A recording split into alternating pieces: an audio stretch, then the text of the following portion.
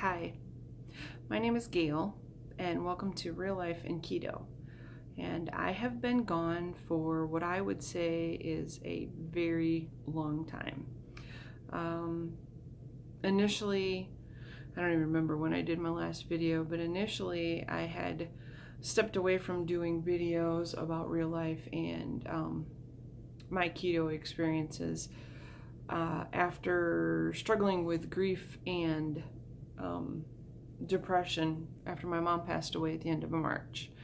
And about the time that I thought about coming back to doing videos, I went and I actually had some counseling, and I talked to a counselor to kind of help me work through my grief and depression as a result of the grief. And I was getting to the point where I was about ready to try to start making videos again. And then in November, my husband was diagnosed with stage 4 metastatic colorectal cancer. It's a mouthful. And we started getting the diagnosis around, like the doctor called us into the office to talk to us on his day off. It was a Friday, I believe, November 7th. And our doctor is the doctor that I work for. I work in the office that the doctor works at. And I was able to look at my husband's chart. I had full permission, no HIPAA violations there. But, and I saw the diagnosis for initially what they discovered was lesions or tumors in his liver that were what they called stage 4 liver carcinoma. And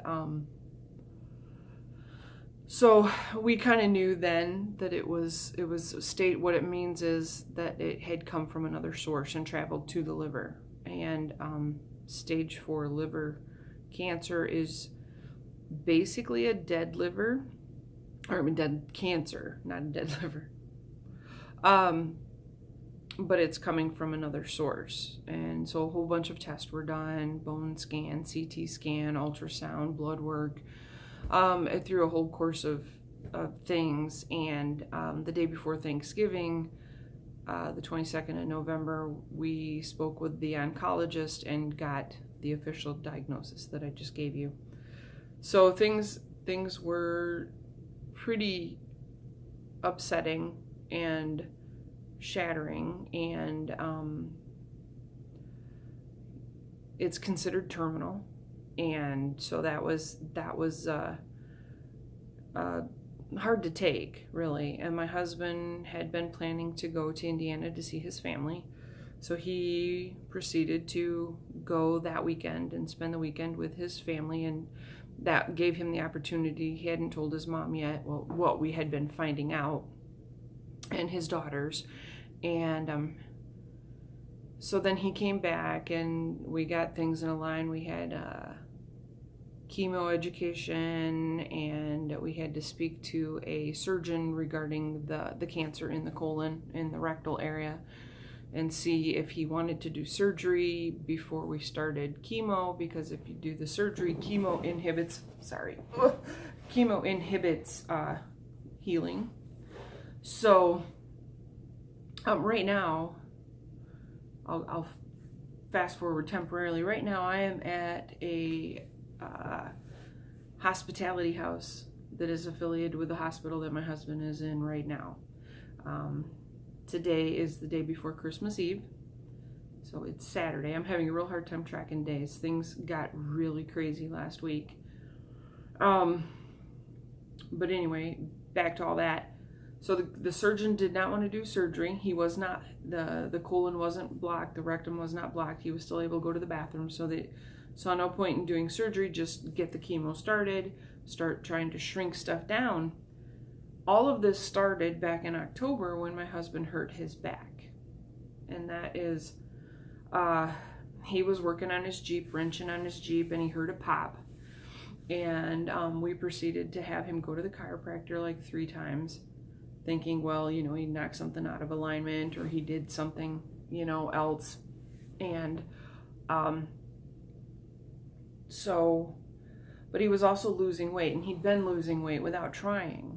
And then one night I was getting up to go to work, and he still hadn't went to bed for work, and he was in a lot of pain, like in his right abdominal area.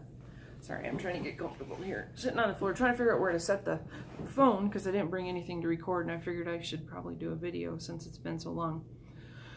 Anyway, so then he was having pain, and then he mentioned that he had blood in his colon. So this was all back in early part of November, end of October, and we got him in to see our doctor, and then that's when everything started. That all started because of the back pain, and it was up between his shoulders, not lower back pain. It's up between the shoulder blades, and he said it felt like just a stabbing pain, and it would shoot through his body. Well, when they did the bone scan, they found a compression fracture in his spine, in the T2 area. So that is what they attributed that to. And then it was the labs and the ultrasound and all the other stuff, because of the weight loss and the blood in the stool, that discovered the other cancers. And then, but the whole time, even after like from October on, while all this was going on, the back pain was getting worse. And we couldn't, at first, it was very frustrating. We couldn't get ahead of the pain to manage it. And he would, you know, obviously before we saw the doctor, he was taking like over-the-counter stuff, ibuprofen, and he was wearing like pain patches, like the lidocaine patches or whatever, and icing and doing all that, the normal at-home stuff. And when we saw the oncologist, he prescribed some oxycodone. Anyway, somehow we got him on oxycodone, and that worked at first, and then it didn't seem to work, and the pain just seemed to keep accelerating. And every time we'd up the pain medication, the pain was already advanced past that point. And so then he ended up on morphine, and 12-hour morphine for pain management, and oxycodone's a lower dose for breakthrough pain. And so not this previous Thursday, but the one before, he started chemo. We got everything in line. His first day of chemo was 14th, whatever Thursday was, not 2 days ago or 3 days ago, but the one before that. He had his first, and it was an infusion, and he takes pills. So he had his 2-hour, 3-hour infusion, and he took his chemo pills. And the regimen is he has to take the pills for 14 days, and then he's off for 7 days, and then everything starts over, and he gets infusion again for a day, you know, a couple hours in that first day, and everything starts over. So he had that. So then Friday he was knocked out and really tired and spent a lot of time in bed. Leading up to all this, when he started the morphine, he was starting to become unstable. His gait was unstable, and we just chalked it up to, well, he's on the morphine, it's kind of making him like drunk, so he's wobbly, you know, and we noticed he was real wobbly and unsteady. So when we took him in for like the chemo education, he was very unsteady, and I used a wheelchair to get him from the car into the hospital to wherever the class was that we went over the chemo education, and back to the car. And then when he went for radiation, like 2 days later, same thing. I used a wheelchair to get him from the car up to the clinic where he started his chemo. So that was Thursday, but he could still walk at that point. He got unsteady, and we got him a cane. And so he started using the cane, and he was still like really, it was worse after the day after, like the Friday after the chemo, he was knocked down. And so that was last Friday, not this one, but the one before. So then a week ago Saturday, we got him a walker, and he was super excited because he felt more stable and more steady, and he proceeded to fall in the living room. So then he went back to bed. He hit his elbow, you know, but it scared him, and it hurt him, and we had the worst time getting him up. From then on, things went downhill to the point where we were using a commode with wheels to get him from the bed to the bathroom and to the shower. And his legs turned to wood, literally would not bend. If I bent them, they went back to straight. It was almost like he was trying to point his toes, his legs and his ankles and his feet, and everything were completely stiff and straight. And Sunday morning, I called the nurse practitioner heading up his chemo, and I'm like, I need to know, is this the disease? Is this the chemo? Is this the morphine? What's doing this? He can't walk. I can't get him out of this house. And she said, well, maybe it's the morphine. She said, I don't think it's the chemo. Let's back off on the morphine. So we tried backing off on the morphine, and we gave him like a 3/4 of a dose. And he was able to roll over a little bit, but, not significant. So by Monday morning, this last Monday morning, we called her back, and I said, this isn't working. I can't do anything with him. He can't move. Getting him set up or upright in the bed was like a very painful and difficult chore for us. So she said, call a non-emergency ambulance. We need to get him down here. We need to do some scans. And we to the hospital. And there's 2 hospitals. There's a smaller hospital where he was getting his chemotherapy, and then the bigger hospital, that one's like a half an hour away, and the bigger hospital's like an hour away. And that's where we're at now, at the bigger hospital. So they get him, the ambulance came and got him out of the house, took him to the Manistee Hospital, which is a half an hour away, and did the MRIs, and lo and behold, they found a cancer tumor in his spine, or around his spine, in that spot where all the pain had been coming from since October. When they did the bone scan, they didn't see anything. So the emergency room doctor that was seeing him first said, well, I think we missed it. Or either we missed it, or the cancer is that aggressive that in a month's time it's already grown this much. And it caused scar tissue, and the tumor was pushing the vertebrae against the spinal cord, causing the paralysis.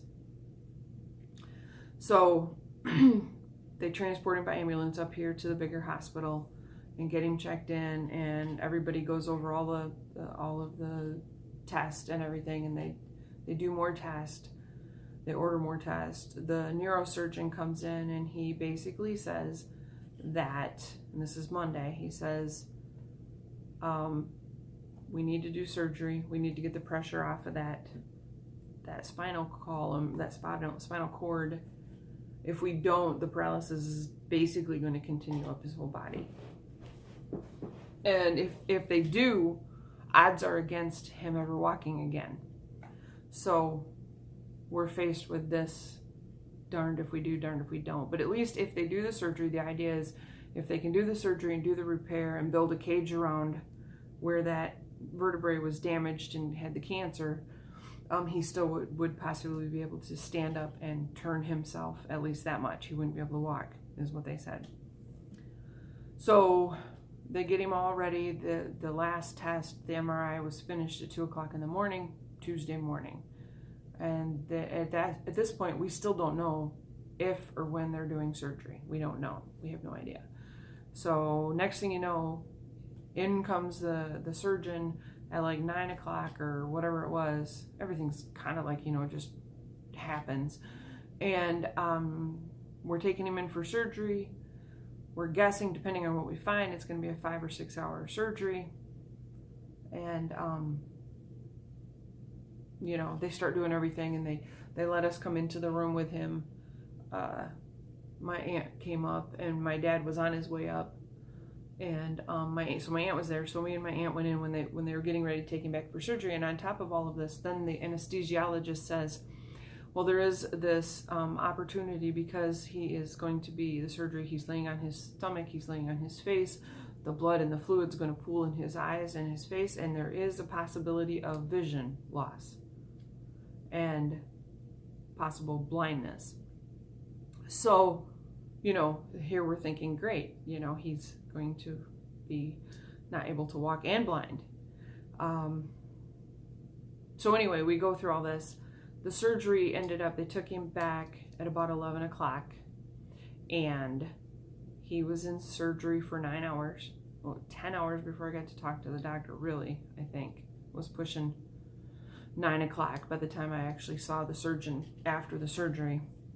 And I'm like freaking out. My dad's with me the whole time, and I'm, because every hour past that 6-hour mark, I'm like not hearing anything, not knowing what's going on, and I hadn't really slept much in the days up to this point because of everything going on. I stayed in his room Monday night, little little chair that didn't recline, and curled up, kind of trying to sleep. I got maybe a couple hours, maybe broken napping. So we finally get to talk to the surgeon. He said it was really difficult, but he thought it was really good. They cleaned out the scar tissue. They moved everything away from the spinal column. And so everything went good. It just took a long time because it was difficult. And I did look up the reviews on the surgeon after the fact, and said that his strong point as a surgeon was that he was very good at problem solving. And I'm like, well, that's the person we need. So they said, well, we're going to take him right back to his room. He had been in ICU. We're going to take him right back into intensive care to do his recovery. So I'm like, well, I want to see him. Even if he's out, I want to see him. I haven't seen him all day. I want to see him. So we get back, and at ICU, you have to kind of get buzzed in. They won't let you in unless you hit the button and say who you're seeing and whatever.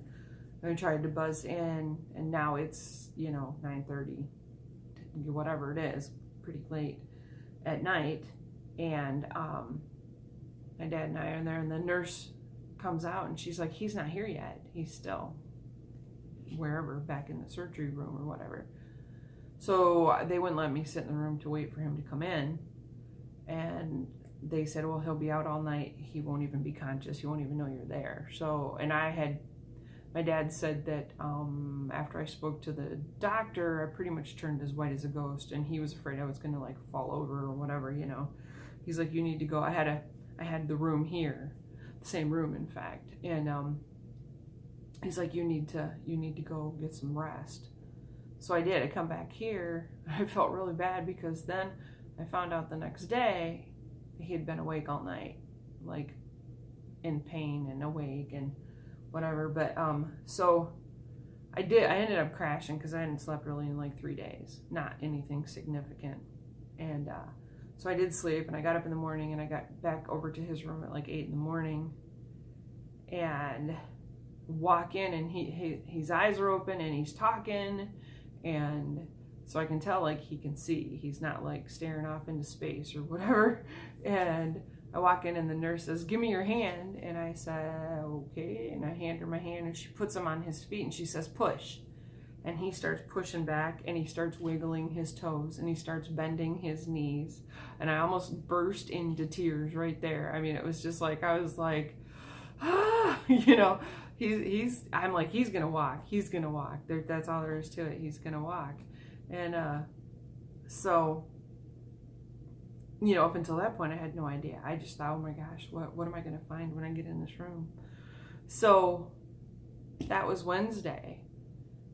Literally by was it Wednesday? Thursday, because today's Saturday. Thursday, they had him walking in with a walker and assist with physical therapy. Walked him around the room, walked him over so he could use the little hidden toilet in the room. And it was great. And then yesterday, they transferred him to the inpatient rehab unit, where last night they had him walking all over the place. They had him going up steps. They were evaluating where he's at and where they got to get him, so that he can come home and be self-sufficient. So we're super excited about that. I told him when he started wiggling his feet and bending his knees, I said, you're going to not only walk, but you're walking away from this cancer, and next Christmas you're dancing with me at my Christmas party, because This year he was so fatigued and in so much pain from his back on December 2nd. I mean, just from Thanksgiving, the 23rd of November, to December 2nd, he was not up to going to my Christmas party. My dad went with me. And I didn't even really want to be there. I just went because everybody said I should go. And my husband and my dad both kind of like double tagged me and said, you need to go. So I went, but I really, my heart wasn't in it. I went, but I said, next year you're going and we're dancing at my Christmas party. So that's the intention. We've had such an amazing, amazing outpouring of prayers and positive vibes from people.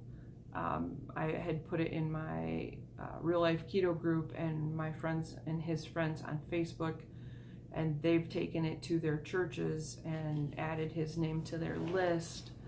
And it's been really amazing, the amount of love and support that people have just poured out on us and on him, and the positive, and I tell people, I don't care if you pray or not, just send us positive vibes. We'll take it. That positivity into the universe, that intention, that counts.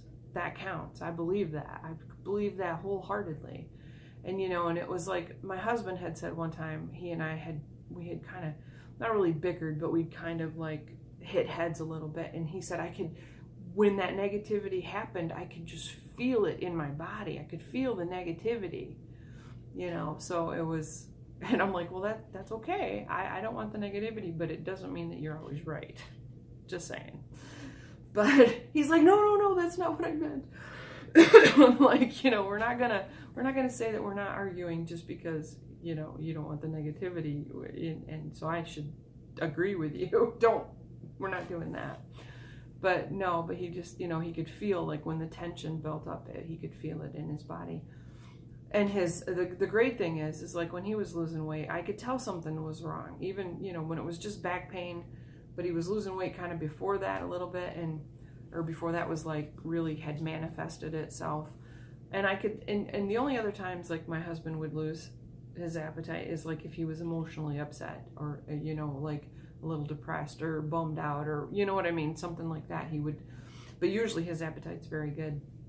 His appetite has came back, and he actually like wants food, where before like he would have cravings for fruit. That was the only thing he wanted. And then, but he wouldn't really eat, and I'd offer to cook him something, and he didn't have an appetite. But his appetite's coming back. He still can't eat a lot, but he hasn't been eating a lot lately, so it's, he's got to build that back up again. So tomorrow's Christmas Eve, and I'm going to spend the day with him while he goes. They're going to do physical therapy tomorrow. They're taking Christmas Day off. So our plan right now, I've been up here at the hospital. I went home. What night did I go home? I stayed in this room Tuesday night, and then I went home Wednesday night to repack, because I'd really only packed for like a day. I threw a bunch of stuff together when we knew he was coming up here, to regroup and check on the house and check on the fur babies and do all that kind of stuff. So so I slept at home Wednesday night, came back up here Thursday, and that's when they were like getting wound up, ready to go to get to the inpatient rehab. And Thursday, Friday, and then today is Saturday. So then today I got up this morning, and I didn't go and visit him because they were going to start physical therapy. They're going to have breakfast at 8, physical therapy at 9. So I just went home and kind of did a few more things, and they had a list of stuff for me to bring back for him. So then I packed a suitcase for him, because he can wear his regular clothes wherever they want him to learn how to dress himself and all that kind of stuff to become functional. So I had to bring his clothes and his shoes and all his stuff, pack his bag, and go home and, just check on things. So I was back up here by 3 o'clock this afternoon, and we hung out and had dinner together and talked, and he told me about his physical therapy. He had like 3 hours of physical therapy of some sort or another today, and they're going to do that again tomorrow. And then so I'm going to hang out and watch what's going on, so I kind of learn a little bit about what's happening. And that's Christmas Eve. I've brought up I stuffed his stocking full of all kinds of stuff. The other thing that's flared up with his taking steroids for the inflammation is he was pre-diabetic and taking metformin. So now they're trying to manage the steroids, amps up the glucose and the sugar and stuff. So they've given him insulin to try to manage his sugar. But he and I have been talking a great deal about him getting to be low carb, more keto-like, for the two purposes: to manage his sugar and to kill the cancer, because he can't start chemo until the back heals. So our mentality now is that we're fighting this mentally, emotionally, and we'll fight it with food until the chemo and that kind of stuff starts. So that's where we're at with that. So anyway, I'm going to hang out with him tomorrow, spend the night here. I'll have one more night left here in this hotel. And it's a beautiful, if you're a friend of mine on Facebook, you can see the pictures. I took a bunch of pictures of this Munson Manor Hospitality House. Beautiful, very affordable if you have someone here, if you have a patient. And I guess a lot of hospitals do that. They have some place for people to stay that's affordable. I'm thankful that my dad is helping cover the bill until I can pay him back, as far as so that I could stay up here and not have to drive back and forth, because it is I keep saying it's 50 miles. It's like 42 miles and feels like 80, but I mean, when you're driving back and forth. But with the winter roads and the snow and stuff, it's nice not to have to drive home. And I have a nice little twin bed that is comfortable, and it's like a little bedroom in a Victorian house. And sorry, somebody just texted me. But so anyway, that's where we're at. Then I brought a stocking and a little gift. Nothing major, because we knew stuff was going on crazy, building up to all this. So he has a stocking full of sugar-free candies, because he likes the fruit-flavored stuff. So I got him some sugar-free candies. I got him some ice waters, some cashews. They're not the best choice, but they're better than, other stuff. And Slim Jims, and I got him one little weird toy. It's like that. You remember the slime, if you're of the right age, the goop that you played with? It's called a evil sludge or something. It's looks like it's in a little trash can. So I gave him something he could play with in his bed when he's just chilling out. I always thought that slime stuff was kind of cool. So if you don't play with it, I will. But so yeah, I just filled his stocking full of stuff, snacks and stuff that he could eat that won't spike his insulin. So yeah, then I will hang out with him Christmas morning, and then I will go back home from then on, and then just come up and spend some time visiting with him every couple days or whatever, because he's going to be busy focused on rehabbing so he can come home. And I have to do some stuff at home to make sure that the house is ready for him to come home. Like make sure there's a handrail on the steps, and I want to get the bed. The bed's on a box spring on the floor because we didn't have the bolts when we got the new bed to us. We didn't have bolts, and we just wanted, and his back hurt, so we just wanted to put the bed together so we could lay on it.